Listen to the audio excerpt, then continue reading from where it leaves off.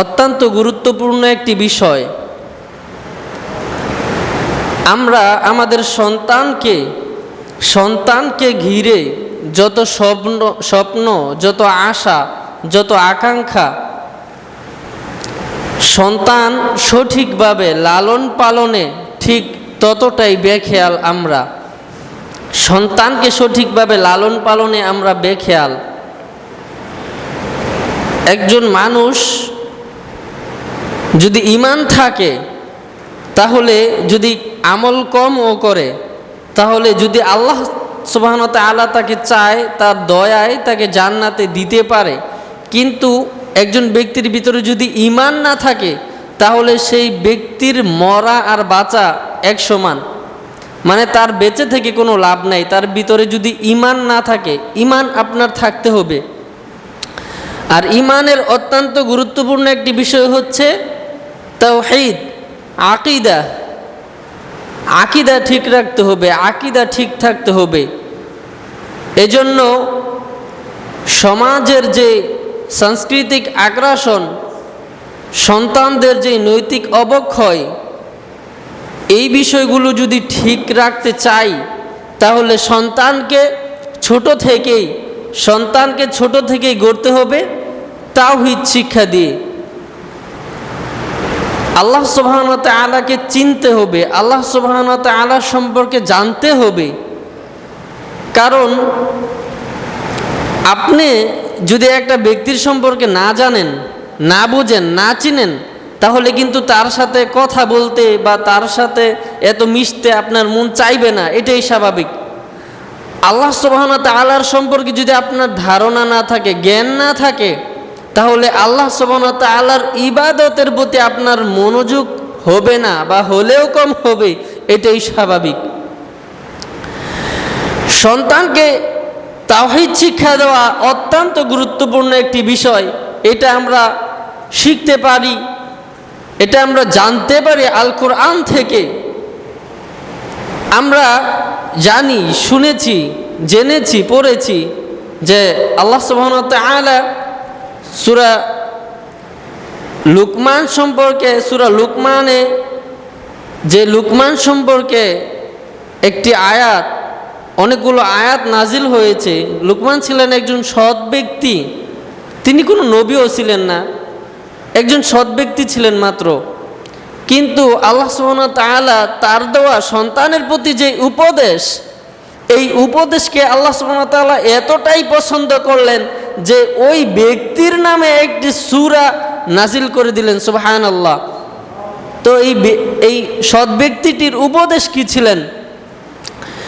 আল্লাহ সুবহানাহু ওয়া তাআলা বলছেন, ওয়াইয ক্বালা লুকমানু লিবনিহি ওয়া হুয়া ইয়াইযুহু ইয়া বুনাইয়া লা তুশরিক বিল্লাহ।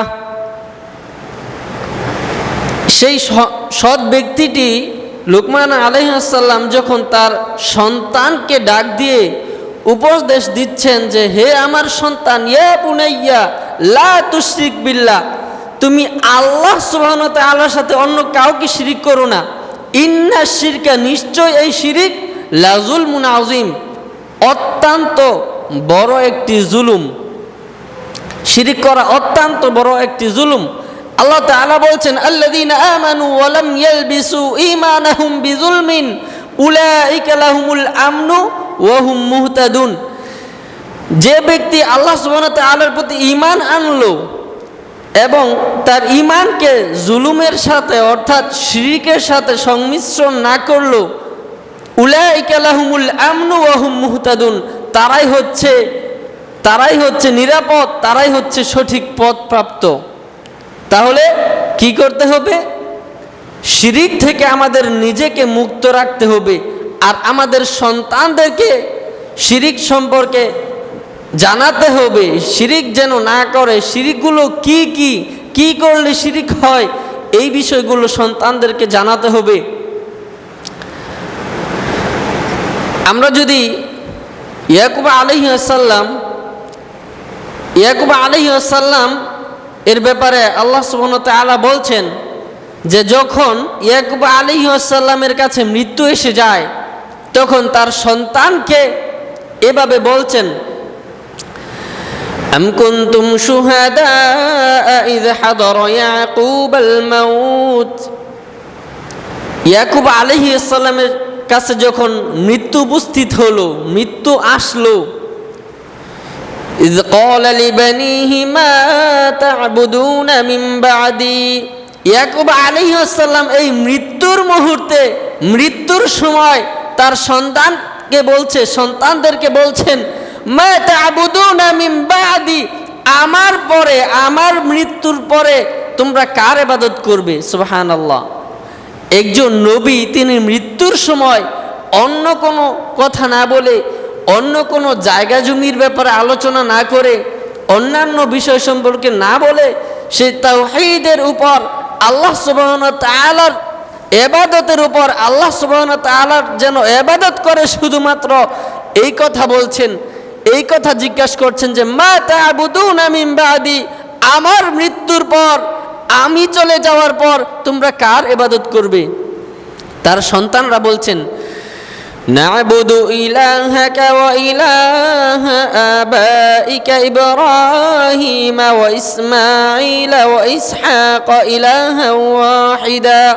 তারা বলছেন যে না'বুদু ইলাহাকা ওয়া ইলাহা আবাইকা, আমরা আপনার ইবাদত করব, আপনার পিতাদের ইবাদত করব, ইব্রাহিম ও ইসমাঈল ও ইসহাক, ইব্রাহিম ইসহাক তাদের প্রভুর ইবাদত করব, ইলাহা ওয়াহিদা, একমাত্র মহান রবের ইবাদত করব।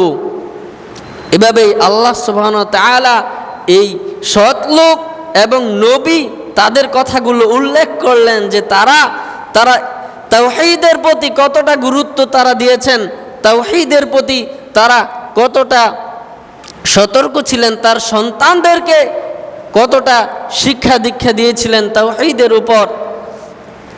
আজকে যদি আমরা তাওহীদ শিক্ষা করতাম, ইসলাম সম্পর্কে জ্ঞান অর্জন করতাম, ইসলাম সম্পর্কে